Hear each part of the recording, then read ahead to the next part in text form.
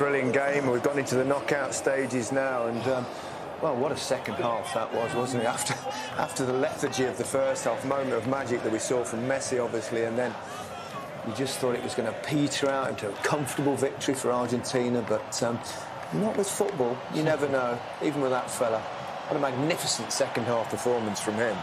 I mean, really exciting stuff, and Australia getting the run for their money at the end, but it wasn't to be. Privileged to be here watching. So lucky to be in this stadium to watch him.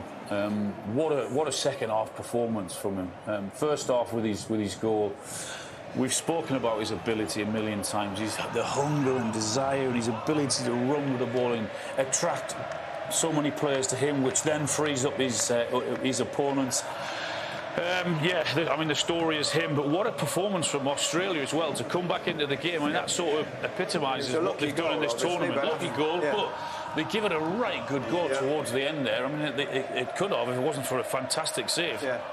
Extra time, but the best team won. Yeah, Messi there has put on the best individual performance we've seen at this World Cup so far. He's by a mile. Best showboating, laying chances on a plate for teammates. Kept missing them. He kept missing, and he was going back again. I'm going to get him on the score sheet, and then it was just doing. The crowd were just. It was almost like godlike after every single thing he done. Yeah, it was just crazy. So and we were as much looking at the pitch as looking at the fans after everything he'd done, because the reaction of the fans, I've not seen anything like this. Pablo, your heart was beating. Your heart was beating. So pleased and so happy for the boys of Messi and everyone, Scaloni as well. Well done.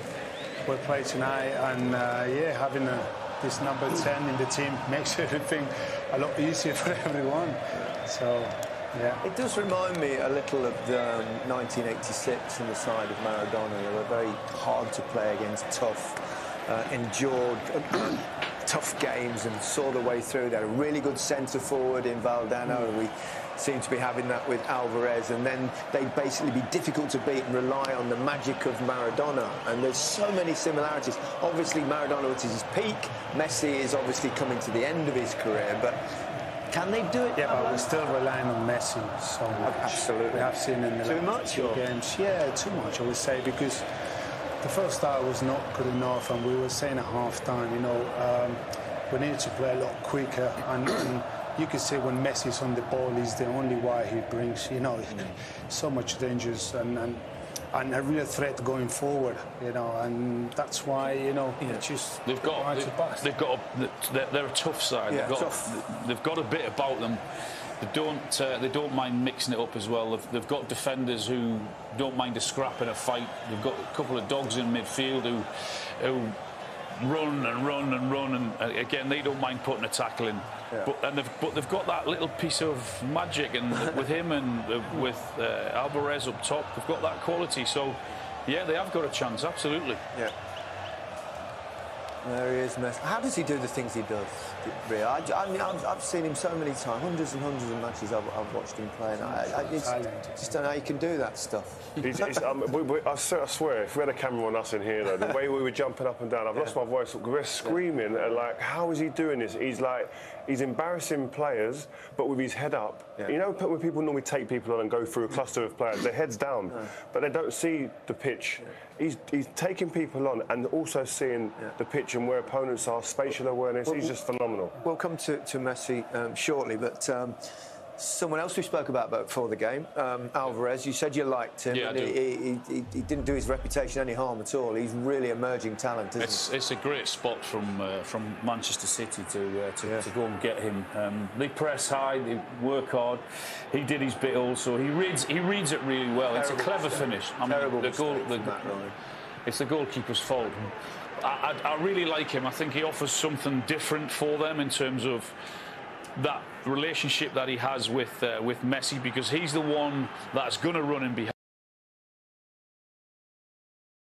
That was the game plan, to sit, to press, frustrate, be tight and compact, and that's exactly what they were. And it was always going to have to be a piece of brilliance that broke the deadlock, and that's exactly what happened. 35 minutes, they withstood all that pressure, and then that was it. That little man on the ball, and that all changed it. Big cheer in here. That was.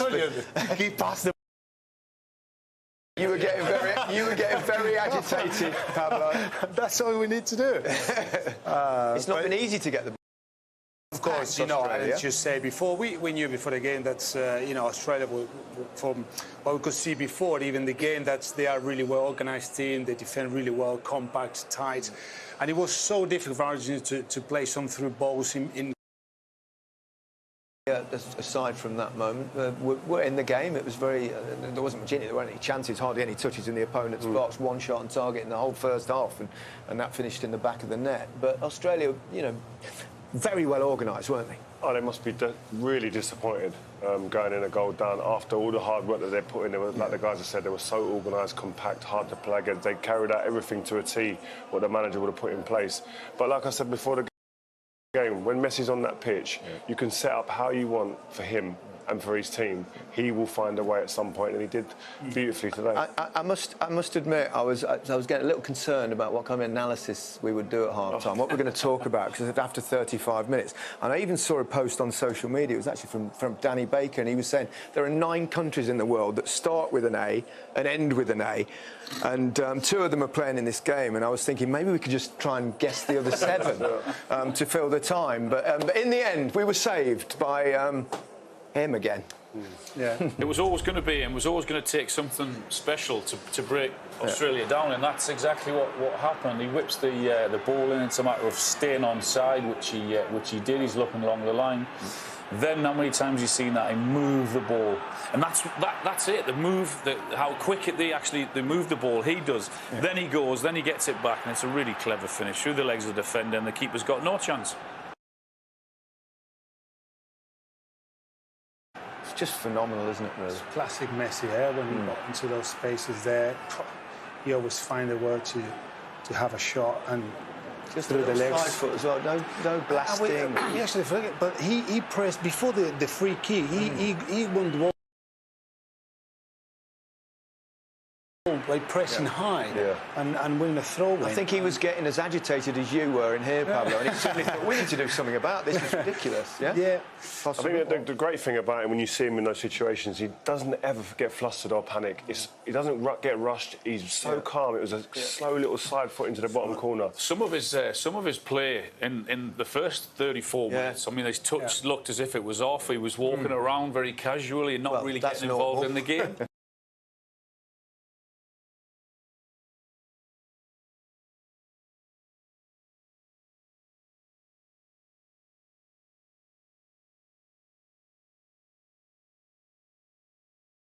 Have strong players they were just looking for corners, free kicks, but they were brave. At the beginning of the game, you see how they pressed high up the pitch, and they made it so difficult for Argentina to break through those the first line of pressure. Very compact and working so hard for each other as well. Yeah, I have to say they've been good. This was in the early part of the game when they actually were pressing high, and then all of a sudden, because Argentina, as you'd expect, had more of the ball, getting further towards it, and that's what they had to face. Very narrow, very tight, and basically no space at all. It's incredibly hard work, but they did it really, really well, and at times they were frustrating Argentina in terms of their work and doing that, and how well they did it, Rio. This is where we were talking. I think they missed Di Maria. They haven't really got a player outside of Messi if he's not getting the ball, who's going to beat someone 1v1, who's going to go at somebody and change the dynamic and rhythm of the game. And that's in them situations you need that. Spread the pitch wide, create 1v1s or overloads out wide, but they just don't find to do that. We talked, didn't we, before the game about how do you play against Messi? Do you perhaps try play man for man? But what they've done is clearly try to crowd him out. Yeah, it was working for most of the game. Yeah, we were sitting up here saying he's got to be subbed at half-time. He's out there. But they've done a really, really good job. And again, the job of dealing with Messi isn't a one-man job. No. I don't think there's not a single player who can do it for 90 minutes because he's so elusive, he's so intelligent with his positions. And here again, you see every time he gets it, you see it's the trigger. Get people around him, everyone comes alive. You can't shut down concentration whenever he gets on the ball, especially in those areas between the lines. And here, if it's not 1, it's not 2, it's 3 guys all being aware and ready to switch on and make it difficult. He wasn't getting that much joy, was he? And that was great credit to the way they closed him down and marked him and didn't give him any space. But that's really, really difficult to do that. When you see Messi go down injured like that, Pablo, and it must make you go, because with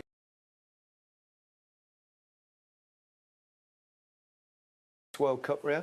Yeah, he does. And I said before the game, for them to be successful in this game, he has to play well and keep organising. His distribution was the thing in the early part of the game that stood out. Raking 40, 50-yard ball from deep.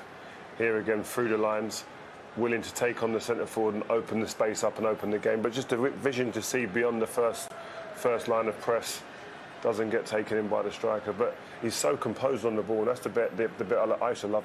That ball, that one. It's a difficult ball, risky at times, but if it comes off, it looks fabulous.